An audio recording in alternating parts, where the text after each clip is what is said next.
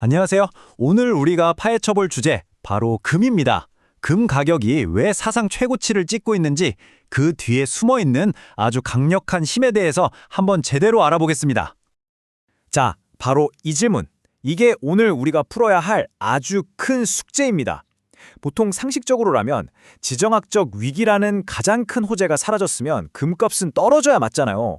근데 웬걸, 굳건히 버텼단 말이죠? 대체 왜 그랬을까요? 지금부터 그 이유를 하나씩 아주 꼼꼼하게 파헤쳐 보겠습니다. 오늘 우리가 이 미스터리를 풀기 위해서 딱 이 6단계를 따라가 볼 거예요. 먼저 금이 왜 안 떨어졌는지, 그 미스터리부터 시작해서요. 그 진짜 동력인 실질 금리, 그리고 달러의 위상 변화까지 짚어볼 겁니다. 그리고 나면 정말 깜짝 놀랄 만한 역사적 평행이론을 만나게 될 거고, 이걸 통해 지금의 슈퍼사이클을 이해하게 되실 겁니다. 마지막엔 가격 너머의 진짜 가치를 보는 눈까지 함께 알아보시죠. 자, 그럼 첫 번째 조각북조 받쳐보죠. 때는 2025년 초로 돌아가 봅니다. 시장에서는 모두가 이렇게 생각했어요.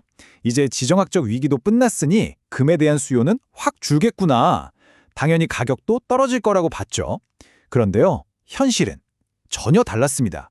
금값은 정말 이상할 정도로 굳건하게 버텨냈죠. 이 타임라인을 한번 보세요. 이 기묘한 흐름이 아주 잘 보입니다. 자, 4월에 지정학적 수요가 사라졌는데도 가격은 끄떡도 안 하고 8월까지 쭉 버팁니다. 시장에서는 이걸 숨고르기라고 불렀죠. 그러다가 8월, 결정적인 사건이 터집니다. 고용지표가 안 좋게 나오면서 이제 금리 인하 하겠구나 하는 기대감이 확 살아난 거예요. 바로 그 순간부터 금 가격이 그야말로 폭발적으로 솟구치기 시작합니다. 아니 그럼 대체 그 몇 달 동안 금값을 떨어지지 않게 붙잡고 있던 힘은 뭐였을까요? 바로 다음 장에서 금을 움직이는 가장 핵심적인 엔진, 그 비밀을 공개하겠습니다. 바로 실질 금리입니다. 실질 금리, 말이 좀 어려워 보이지만 사실 정말 간단한 개념이에요.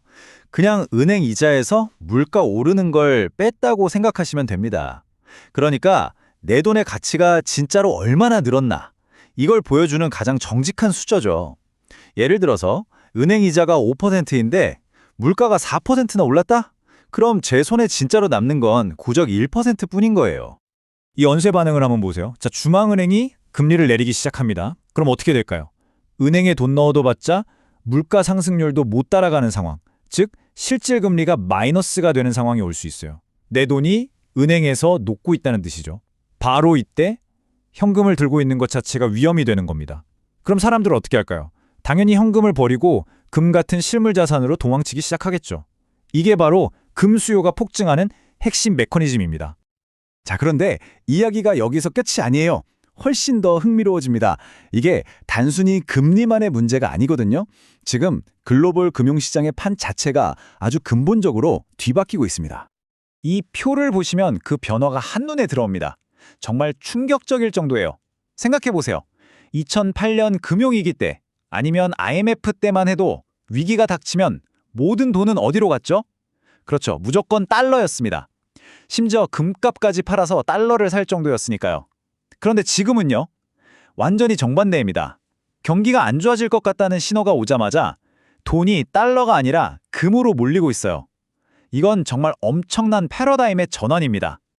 아니 왜 투자자들이 그토록 믿었던 달러에 등을 돌리는 걸까요? 이유는 여러 가지가 있습니다. 첫째, 끝도 없이 오르는 물가 때문에 달러 가치가 계속 떨어지고 있죠. 둘째, 정부 입김에 연준의 독립성이 흔들리는 거 아니냐는 우려도 커지고 있고요. 여기에 천문학적인 미국 빚 문제까지, 이 모든 게 합쳐지면서 이제 달러도 무조건 안전한 건 아니구나 하는 인식이 시장에 쫙 퍼지고 있는 겁니다. 그런데 말이죠. 지금 우리가 겪고 있는 이 모든 상황이 역사 속 특정 시기와 정말 소름 돋을 정도로 똑같습니다. 바로 1970년대인데요. 지금부터 그 충격적인 평행 이론 속으로 들어가 보겠습니다. 1970년대는 지금과 정말 판박이었어요. 물가는 치솟는데 성장은 멈춰버린 그런 시대였죠. 결정적으로 미국이 이제 달러 가져와도 금으로 안 바꿔줘 하고 선언해버리면서 화폐에 대한 불신이 하늘에 찔렀습니다. 그리고 마침내 1978년 길었던 경기 침체가 끝나자마자 금 가격은 매년 2배씩 오르는 그야말로 전설적인 폭등을 시작합니다. 네, 잘못 보신 게 아닙니다. 무려 26배. 1970년대 그 슈퍼사이클 동안 금 가격이 딱 26배가 올랐습니다. 이건 그냥 조몰랐다 수준이 아니죠. 이 숫자가 중요한 이유는 만약 역사가 반복된다면 지금의 사이클이 어디까지 갈 수 있는지 보여주는 가장 강력한 힌트이기 때문입니다. 그렇다면 질문은 이거죠. 이번 사이클이 과연 1970년대보다 더 강력할 수 있을까? 다음 장에서 지금의 슈퍼사이클을 만드는 수요와 공급의 역학관계를 한번 자세히 들여다보겠습니다. 왜 이번이 더 클 수밖에 없는지 알게 되실 겁니다. 가장 큰 차이는 바로 접근성입니다. 1970년대에는요, 금을 사려면 직접 금운방 같은 데 가야 했어요. 소수의 부자들만 가능했죠. 근데 지금은 어떻습니까? 스마트폰 앱으로 ETF를 사거나 KRX 금시장에서 주식처럼 쉽게 살 수 있잖아요. 금에 투자할 수 있는 인구 자체가 무려 18배나 늘어났어요. 여기에 결정적으로 이제는 전 세계 중앙은행들이 달러 대신 금을 어마어마하게 사들이고 있습니다. 수요의 판 자체가 비교가 안 되는 거죠. 수요는 이렇게 폭발하는데 왜 공급은 못 따라올까요? 그 이유는 금이라는 게 공장에서 찍어내든 만들 수 없는 게 아니기 때문입니다. 금광 하나를 발견해서 시장에 금을 내놓기까지 이 모든 과정이 최소 10년이 걸리는 거대한 프로젝트예요.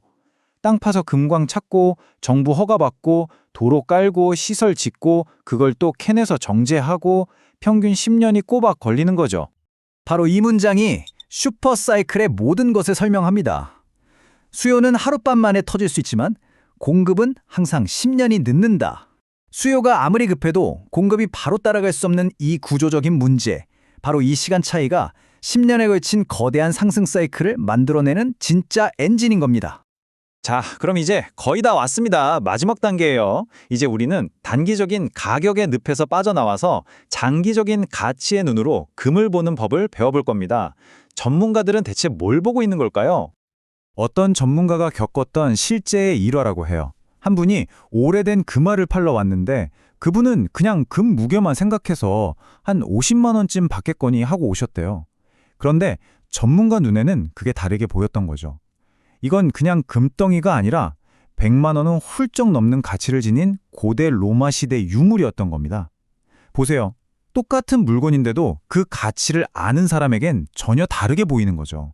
이게 바로 가격만 보는 것과 진짜 가치를 보는 것의 차이입니다. 이 이야기가 우리에게 던지는 질문은 바로 이겁니다. 여러분은 지금 금 가격을 보면서 너무 비싸다 라고만 생각하고 계신가요? 아니면 혹시 저 로마 금화처럼 우리가 아직 알아보지 못한 훨씬 더 큰 가치가 그 안에 숨어 있을 거라고 생각하시나요? 여기서 잠깐 아주 실용적인 팁 하나 드릴게요. 만약 한국에서 금의 가치에 투자하고 싶다면 전문가들은 KRX 금시장이 가장 효율적이라고 말합니다. 왜냐하면 ETF나 골드뱅킹과는 다르게 이걸 통해서 번 돈에는 세금이 한 푼도 없거든요. 수수료도 거의 없다시피 하고요. 특히 좋은 점은 이게 실물을 기반으로 하기 때문에 가끔 국내 수요가 폭발할 때 생기는 김치 프리미엄 효과까지 덤으로 누릴 수 있다는 겁니다. 자, 오늘 이야기의 핵심 딱 4가지로 정리해 드릴게요. 첫째, 금의 사이클은 생각보다 아주 깁니다. 보통 10년 단위로 움직여요.